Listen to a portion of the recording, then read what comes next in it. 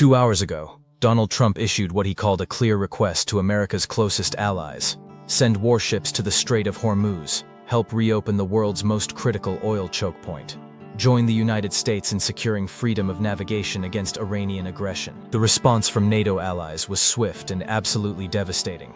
Germany said no, the United Kingdom said no, Japan said no, Australia said no, France offered vague promises but no ships, China refused outright, and now Trump faces the nightmare scenario he never planned for. A war he started alone, an oil crisis he cannot solve, and allies who have decided this is his problem, not theirs. Before we break down exactly what just happened, if you appreciate this kind of analysis, hit that subscribe button and like this video so you never miss a story like this. Here's what Trump actually asked for.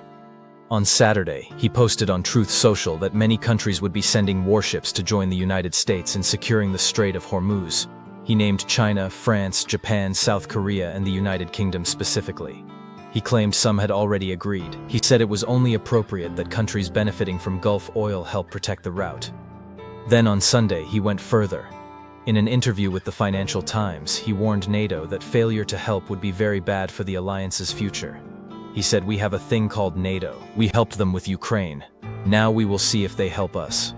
The message was unmistakable. This is not a request. This is a test of loyalty. And allies who fail will face consequences. The problem is nobody agreed.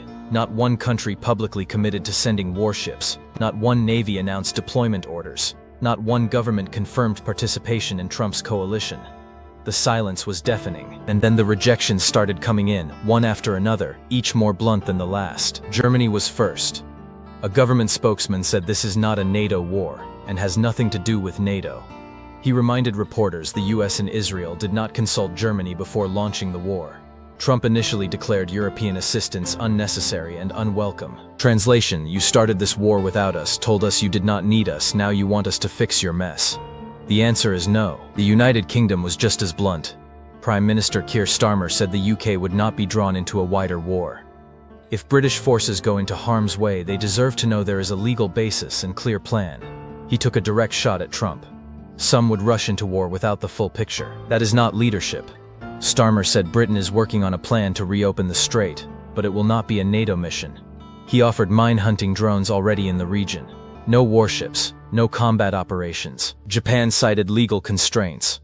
Prime Minister Sanae Takaichi told Parliament Japan has not made any decisions about dispatching escort ships. Japanese law restricts overseas military deployments. Operations in Hormuz might not pass legal muster. We are not coming. Australia said no. New Zealand has not even received a request. South Korea is considering but made no commitment. Greece will not participate. Italy said diplomacy is the only path. The EU discussed expanding its Red Sea mission but will not extend to Hormuz. And China, the country Trump claims needs Gulf oil most, gave the most diplomatic rejection. Foreign Ministry spokesman Lin Jing called for all parties to cease military actions and avoid escalation. He said stable energy supply is everyone's responsibility. He never mentioned warships or participation.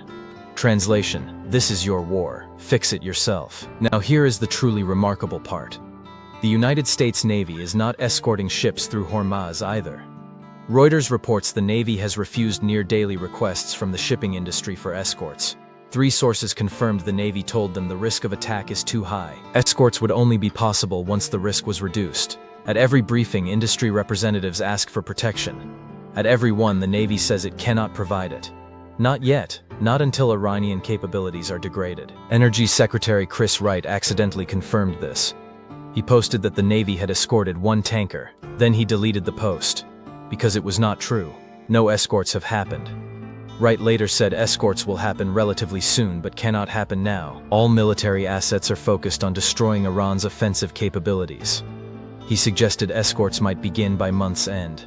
Might. No guarantees. So Trump is demanding that allies send warships to a mission the United States Navy itself says is too dangerous to attempt right now. He is asking other countries to take risks America is unwilling to take. He is pressuring NATO to join a war they were never consulted about. And he is threatening consequences if they refuse to clean up a crisis he created. The strategic absurdity is staggering. The Strait of Hormuz is 21 miles wide at its narrowest point. Iran has coastal missile batteries, fast attack boats, suicide drones, and sea mines. The IRGC naval commander said the strait is under control and closed to enemies. Analysts call it a kill box. Naval experts say even a large international coalition would struggle to secure it. Here is why. One U.S. destroyer can escort 1 or 2 oil tankers at a time. Lloyd's List Intelligence estimates 8 to 10 destroyers are needed to protect convoys of 5 to 10 vessels. At that ratio, escorts might restore Hormuz traffic to 10% of pre-war levels. The U.S. has 73 destroyers total. Only 68% are combat-ready. That is roughly 50 ships dispersed globally. If 10 destroyers are needed per mission, the U.S. alone cannot sustain continuous operations, and mines are another problem. Last year, the U.S. Navy decommissioned its 4 minesweepers in the Persian Gulf. Those ships are not ready for sustained mine warfare. The U.S. does not have the assets to clear Iranian mines, so Trump needs allied navies. He needs destroyers, minesweepers, and coordination. He needs a genuine coalition to reopen Hormuz, and he cannot get one, because nobody trusts his planning or wants to sacrifice sailors for a war they opposed. The oil market understands this perfectly. Brent crude hit $105 per barrel on Monday. U.S. gasoline prices reached $3.70 per gallon, up from $2.93 a month ago. Diesel is just under $5 per gallon. The International Energy Agency is releasing 400 million barrels from emergency reserves. And still, Hormuz remains closed, because Iran controls the chokepoint, and nobody has figured out how to reopen it. Trump claimed on Monday that numerous countries told him they are on the way. He refused to name any. He said his administration would provide a list at a future date. White House Press Secretary Caroline Leavitt said no countries have committed yet, but Trump is absolutely right to call on them. The problem is allies are not benefiting from this war. They are suffering. European energy prices are spiking, Asian economies are facing supply shocks, global inflation is rising, and Trump created all of it without consultation. That is why Germany reminded the White House that this is not a NATO war. That is why the UK said it will not be dragged into wider conflict. That is why Japan cited legal restrictions. They are all saying the same thing in different ways. You did not ask us before you started. You told us you did not need us. You launched this war unilaterally. Now you want us to bail you out. We are not doing it. Iranian Foreign Minister Abbas Araghchi made the situation even clearer. He said the strait is open. It is closed only to enemies who carried out unjust aggression and their allies. Translation: Iran is not blocking everyone, just countries participating in Trump's war. If European or Asian nations want access, they can negotiate directly with Tehran. They do not need to join Trump's coalition. They can bypass Washington entirely. And some are quietly exploring exactly that option. Trump threatened that allies who do not help will face a very bad future in NATO. But European leaders are not intimidated. They know he views alliances as transactional, and they have decided that joining an unpopular war with no exit strategy is worse than facing Trump's anger. The contrast with Ukraine could not be starker. When Russia invaded Ukraine, the United States built a genuine coalition.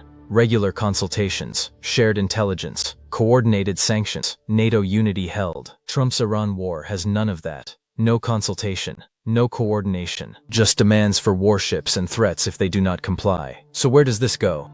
Trump could launch escort operations with the U.S. Navy alone. That would mean stretching the fleet beyond sustainable limits and accepting casualties when Iranian missiles hit American warships. Or he could keep pressuring allies and hope someone breaks. But Germany is not changing its position. The UK is not reversing course. Japan is not rewriting its laws. Or he could de-escalate and claim victory. But that would mean admitting the war did not achieve its economic objective. Meanwhile, oil stays above $100. Gas prices keep climbing.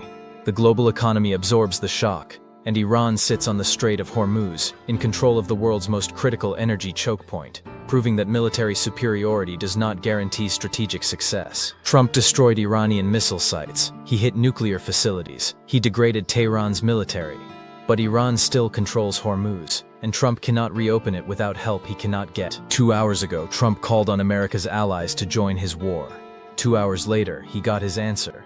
No, not from Germany, not from the UK, not from Japan, not from anyone. He started this war alone, and now he has to finish it alone. He wanted to prove American strength could force the world into line. Instead, he proved that allies treated as subordinates will simply walk away. Mark this moment, Because this is what happens when strategy is replaced with threats, when consultation is replaced with demands, when partnership is replaced with ultimatums. You end up standing alone, asking for help, and hearing nothing but silence.